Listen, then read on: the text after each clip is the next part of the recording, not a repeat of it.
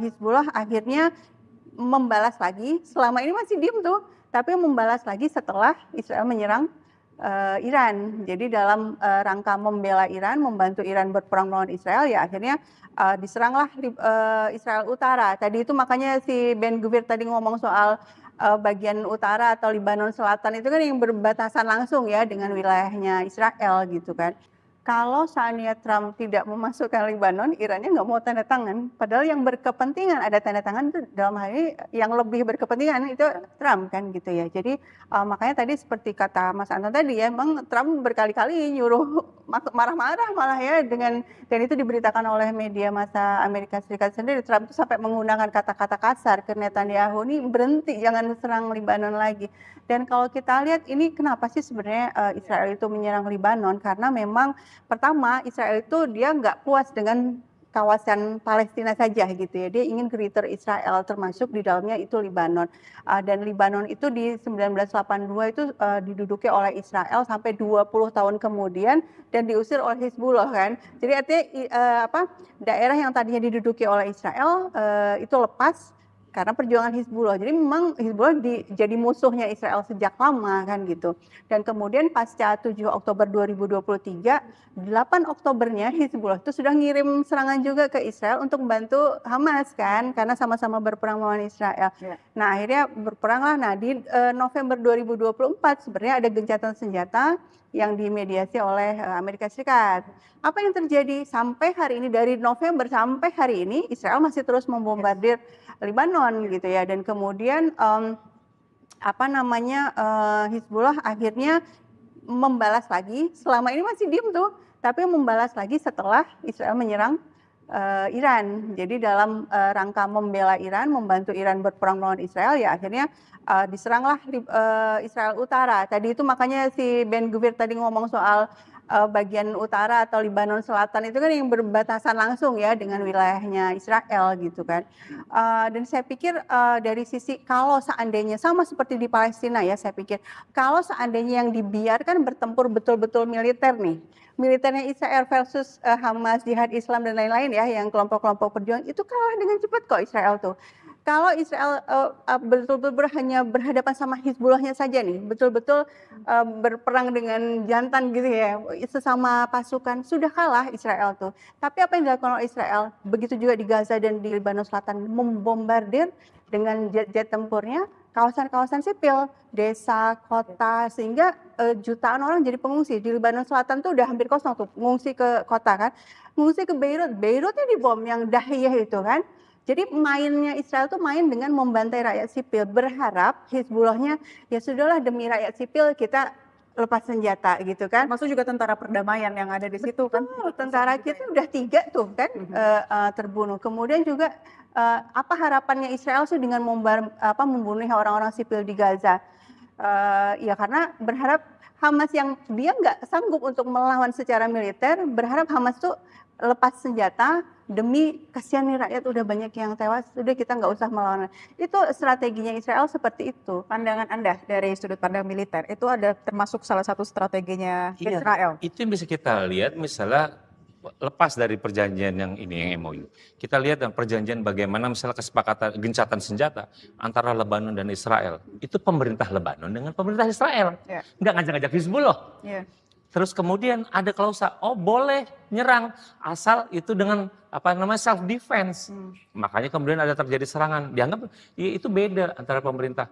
Ya pemerintah Lebanon itu kan sudah bersikap satu sama Iran, tolong jangan campur urusan saya. Itu satu. Kedua, jangan tarik-tarik Lebanon ke perang Anda. Kan itu sebenarnya.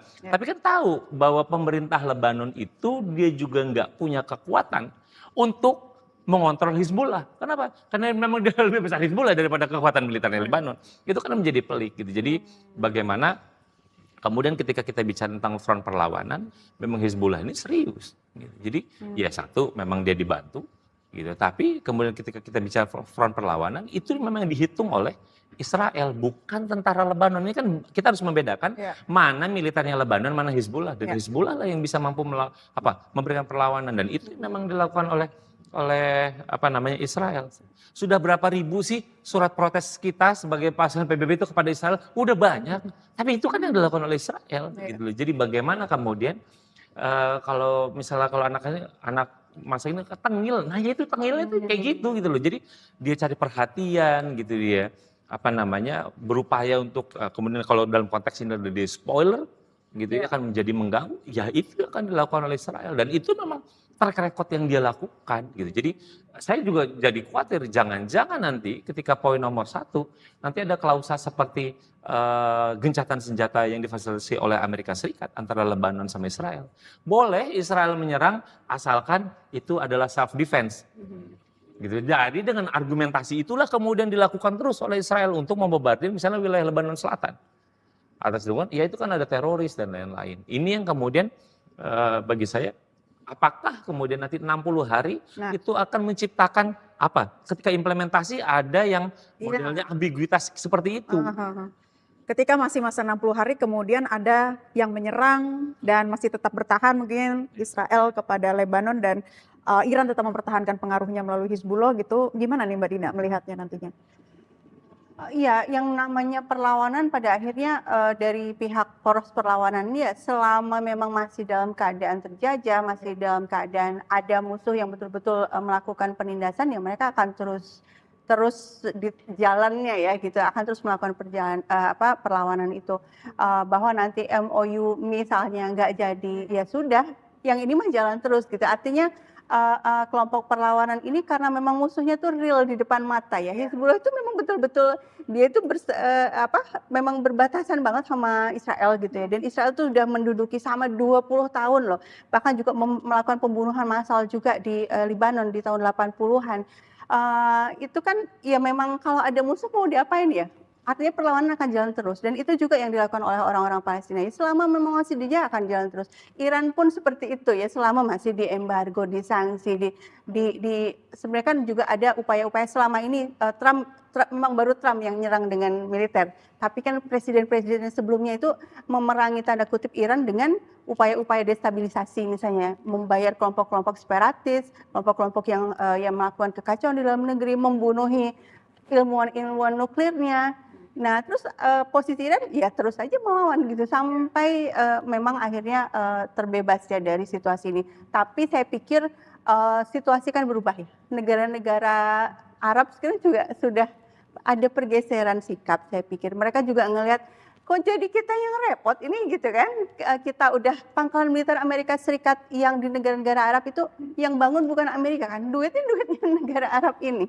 Bayangkan, sudahlah kita biaya ini bikin pangkalan militer, bukannya kami dibelain malah jadi ikut perang.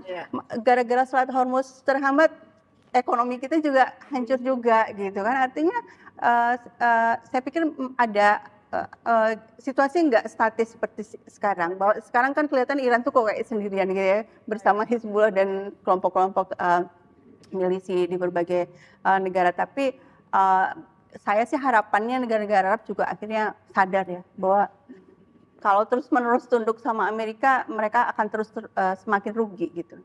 Nah, yang ditawarkan oleh Iran adalah kita bentuk keamanan regional bersama tanpa Amerika, tanpa Israel. Kan Iran menawarkan itu ya. Jadi ada solusi kok, ada alternatif kok buat negara-negara Arab ini.